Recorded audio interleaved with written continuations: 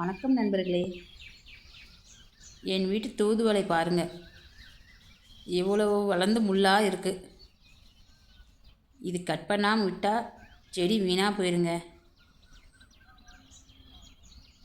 சில மாதங்களுக்கு முன் சின்ன செடியாக இருந்தது, இன்று நல்லா வளர்ந்து அடர்த்தியாக இருக்குது பாருங்கள். இப்படி வளர்ந்த பிறகு ஒரு வேலையை செய்யணும். பழைய கிளைகளை மட்டும் நறுக்கி விட்டால் புதிய தளிர்கள் வேகமாக வர ஆரம்பிக்குங்க.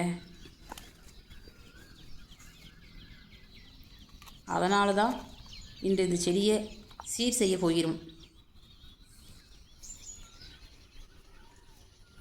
இது கட் பண்ண இலையை தூக்கி போடாதீங்க, இதில் தான் சத்து நிறைய இருக்குது. இன்றைக்கி சாயந்தரம் இதை வச்சு சளிக்கு ரசம் வச்சு சாப்பிட்லாம். இலை நிறைய இருக்குது, இலையை பறித்து சட்னிக்கு வச்சுக்கலாம்.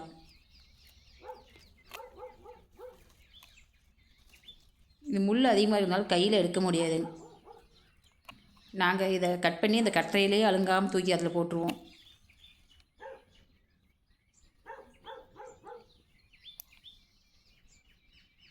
உங்கள் வீட்டில் தூதுவளை செடி எப்படி இருக்குது?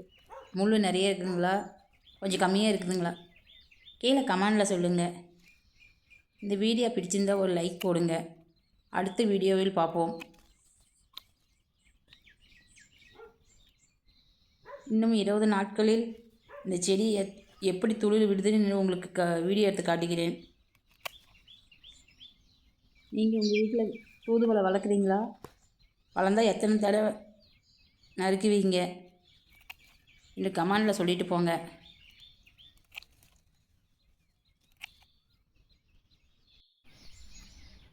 செடியை பாருங்கள், ஃபுல்லாக கவர் பண்ணி விட்டாச்சு.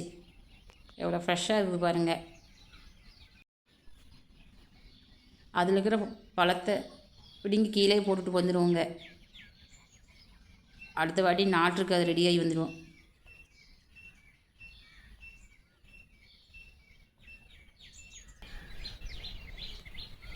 உங்கள் சப்போர்ட் பண்ணுங்கள்.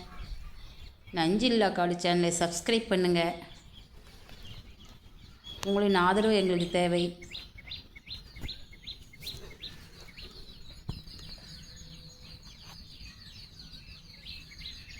நன்றி நண்பர்களே.